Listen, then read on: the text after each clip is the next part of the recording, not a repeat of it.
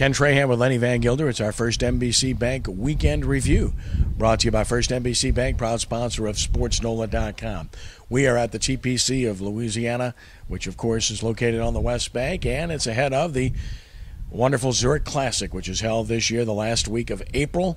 And today, the kickoff of the event with the press availability. Jason Day by Skype obviously couldn't be here with the sickness in his family with his mother's cancer situation. Steve Worthy speaking on behalf of the tournament as well. Lenny, it's a radical new format. I think it's good because it's bringing more good players here initially. Whether it's a long-term commitment or not to this remains to be seen. It's only going to last through 2018 with Zurich's commitment to this tournament. And at that point, I think it really does depend on, one, how it goes, and two, let's face it, what happens with City Park. I think a lot of things are in play here, but the most important thing, I think, is you're attracting a better field. And that, I think, is going to parlay into many things as far as this tournament is concerned. Look, at the end of the day, players have to come in and people have to come out for this to be a success. And there's so many tournaments out there. It's a long schedule, almost too long of a schedule, as Jason Day alluded to in his comments. So to create a point of difference from the rest of the schedule, I think, is very important, and kudos to everyone involved for helping make that happen. Yeah, I agree with that, and of course, as mentioned, the field will certainly be better. We always enjoy covering the event. We look forward to it at SportsNOLA.com. With regard to this past weekend, well, first of all, I'll start with the Pelicans, because last night they played lights out at Denver, just demolished the Nuggets, and really did it in a fashion where they were able to rest their key guys in the fourth quarter, which is important with a back-to-back coming up at Utah. Again, their playoff hopes are slim and none, and Slim may have left the building already, but Denver is one of the teams they're chasing, and you really didn't see this coming. To go into Denver at altitude, beat a team that's in the 8th spot, beat them so badly, and do so without DeMarcus Cousins. Yeah, you couldn't figure this one by any means, but look, that's the NBA for you. You never know what you're going to get from night to night, and really the only hope they have at this point is they're going to need some help from Portland, who they only play one time the last game of the regular season. But they've really got to win all three of these games, a quirk of the schedule. They're playing Denver 3 times the last 2.5 weeks of the season. You've got to win all of these games. If you can somehow find a way to win on Monday night at Utah in front of a national audience, you come home for 4. Maybe you've got a chance to get on a little bit of a run here. Of course, they've won 4 out of 5. They won the 3-game homestand, lost on Friday night in Houston. Anything is possible. You're right. The odds are stacked against them, but until you're eliminated, I guess, you keep playing it out. You do, and they still have Dallas on the schedule as well. So teams ahead of them that they are playing, certainly it stacks up in that regard, but realistically they almost have to win out. If not, they could lose 1, maximum of 2 to have any chance whatsoever. It's not likely, but at least they're playing well. With or without Cousins, I might add. Final 4 set, of course, and local ties. Mike White just missed out. Congratulations to Mike for an outstanding job at Florida. Perry Clark, on the other hand, is going there with South Carolina. Really happy for him. And the Carolinas and the Pacific Northwest, right?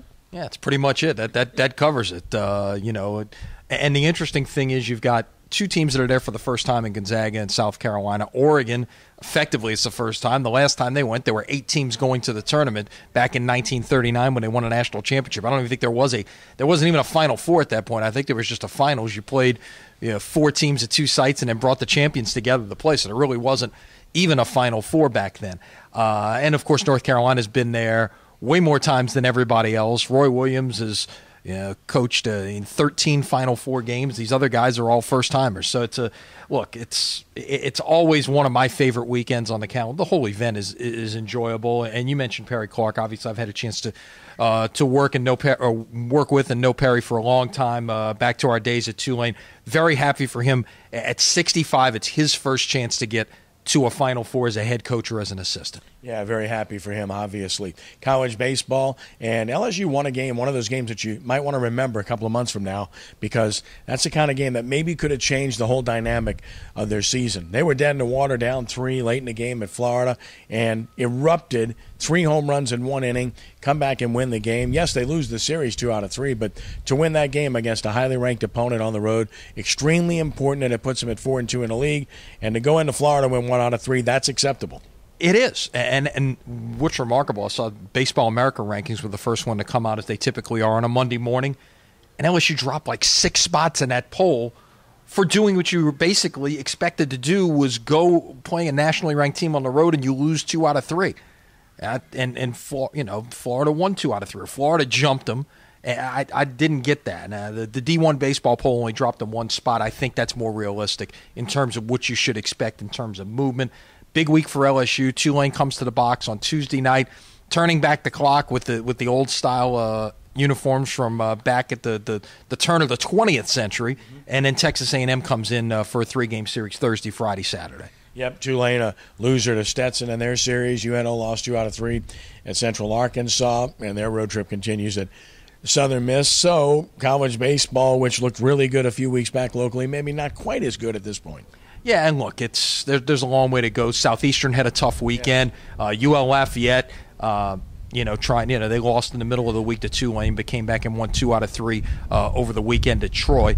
So there are still going to be a good number of teams, I think, from Louisiana when it's all said and done in the NCAA tournament. But that's a long way from now. And then finally, high school baseball. You can listen to the broadcast of Archbishop Rummel and Brother Martin tonight at 6 p.m. on WGSO 990 AM. Game rescheduled from being rained out on Saturday. And then the second game of that series is part of the First NBC Prep Showcase Tuesday night live at SportsNOLA.com at 7. Tape delayed Wednesday on WHNO TV 20. All right, continues. We're well into it. And tune in Monday night and Tuesday night at 5. We've got the Bayou River All-Star Shootout. Last chance to see Kyra Urson in a Trahan uniform, and she was outstanding. Angie Butler, the fine coach, is moving into administration. Her last chance on the sidelines. And look, the young man from Ellender, Devontavian Martin, they call him Tay. What a tremendous athlete he is, and he puts on a show in the boys' game, which you'll want to see on Tuesday night. Don't miss the contest at halftime, the 3-point and slam dunk contest at halftime. Look forward to it here at the TPC. Look forward to the event of the Zurich Classic coming up in late April as well. Hope you'll support it. Lenny, as always, thanks. Have a great week. All right, we'll see you later this week. That's our First NBC Bank Weekend Review, brought to you by First NBC Bank. First NBC Bank is a proud sponsor of SportsNOLA.com. For Lenny, I'm Kenny. Have a great week, and God bless you.